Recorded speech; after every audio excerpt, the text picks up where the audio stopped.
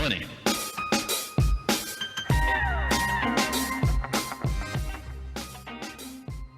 Tina Mitchell here with your money chat. Fed and mortgage-backed securities hit us one more time.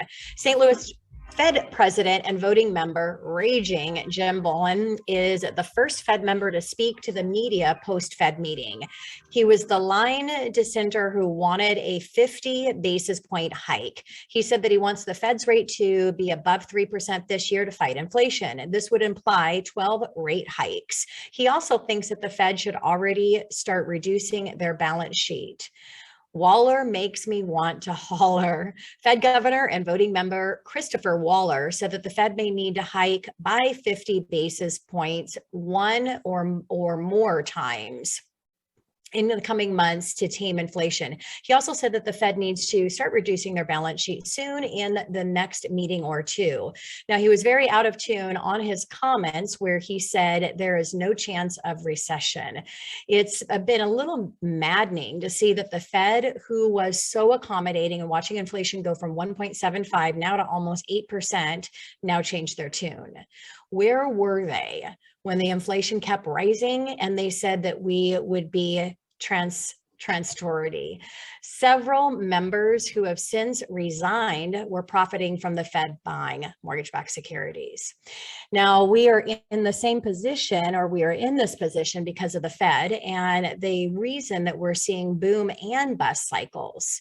The Fed now wants to get ultra aggressive, but historically, they go too far and they push us into a recession. Now, Fed Chair Jerome Powell said inflation is much too high and pledged to take necessary steps to bring prices under control.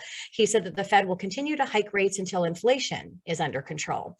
He also noted rate hikes could go from the traditional quarter basis points to move up to a more aggressive 50 basis point increase if necessary. The Fed's more aggressive tone has sparked some fears in the bond market that the Fed will be more serious about reducing their balance sheet. Now, on the jobs front, initial job claims with measures individuals filing for unemployment benefits for the first time decreased 28,000 to 187,000. This is the lowest level since September of 1969, almost 53 years. That's how old I am. Continuing claims, which are those that continue to receive benefits after their initial claim, decreased 67,000 to 1.35 million, which is a low going back to January of 1970. Employers are holding on to their workers and firing less. The labor market is extremely tight. New home inventory is not what it seems. KB Home, a U.S. home builder, reported Q1 earnings, and their CEO said that our biggest challenge today is completing homes, not selling them, and the demand continues to be robust. They missed delivery figures because of ongoing major supply constraints. They cited flexible ductwork, stainless steel, double ovens, garage doors, windows, cabinets, and HVAC equipment, just to name a few, are the reasons that they cannot deliver on the homes.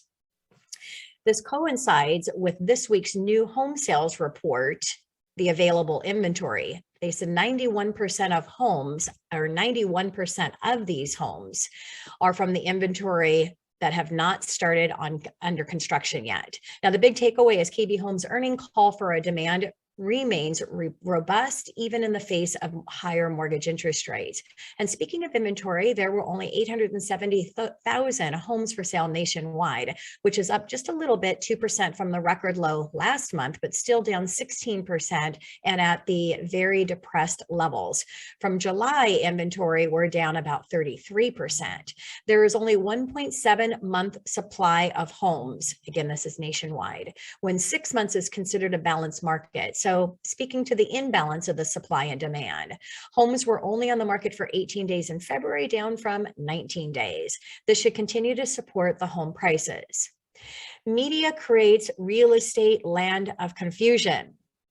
The past Friday, there was a story on affordability that captured media headlines. Their report showed that monthly payments increased 28% from last year, which sounds concerning at first glance, but you must take everything into account including income.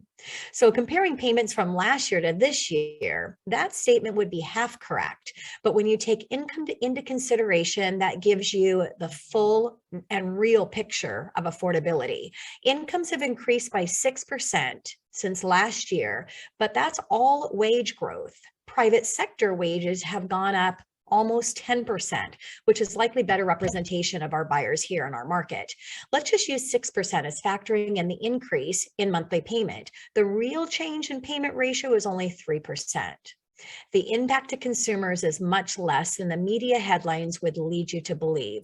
Please remember, fear sells, and that's why most media outlets put out fear-based news. Tina Mitchell, and that is your Money Chat.